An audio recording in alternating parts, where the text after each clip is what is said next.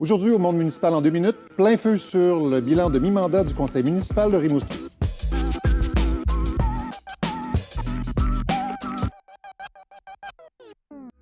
Avec tous les projets sur la table à dessin et tout le travail que nous avons à accomplir, il est facile d'oublier en fait ce qui a déjà été fait dans les 2 dernières années.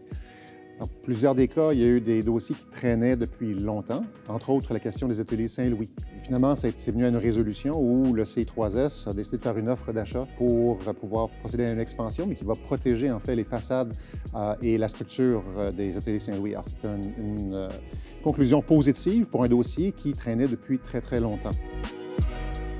Au début de notre mandat, on avait un dossier qui ressurgissait à chaque pratiquement 2 semaines. C'était la violence qui était assez sérieuse au Parc Lepage entre des groupes de jeunes. On a essayé diverses façons de pouvoir adresser la situation.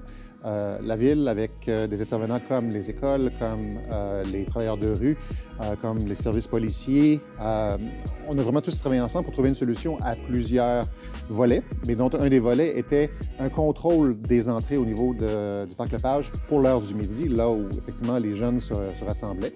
C'est une solution qui a bien fonctionné. Il n'y a pas eu d'incident de violence de jeunes au Parc Lepage depuis que ça a été mis en œuvre depuis déjà 1 an et demi. Un autre dossier, nous assurer que le Théâtre du Bic, qui est un joyau culturel dans le Bas-Saint-Laurent et à Rimouski, puisse être rénové et continuer ses opérations ou d'être à risque d'avoir à le fermer. Et la seule soumission pour la rénovation était menacée de partir parce que c'était au bout du compte 1,5 million de plus que ce qui était prévu. On a pris le risque. On est allé chercher ensuite les subventions au gouvernement du Canada et au gouvernement du Québec. Et finalement, le Théâtre du Bic aujourd'hui resplendit de tous ses feux.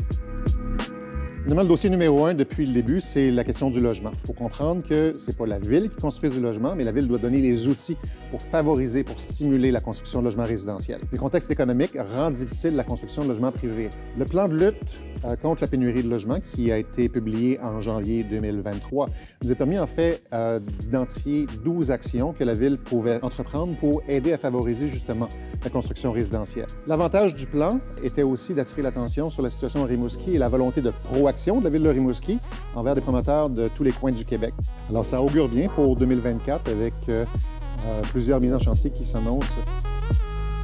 Vous ne voudrez pas manquer la prochaine capsule qui, elle, va porter sur le budget 2024 qui a été annoncé le 4 décembre 2023.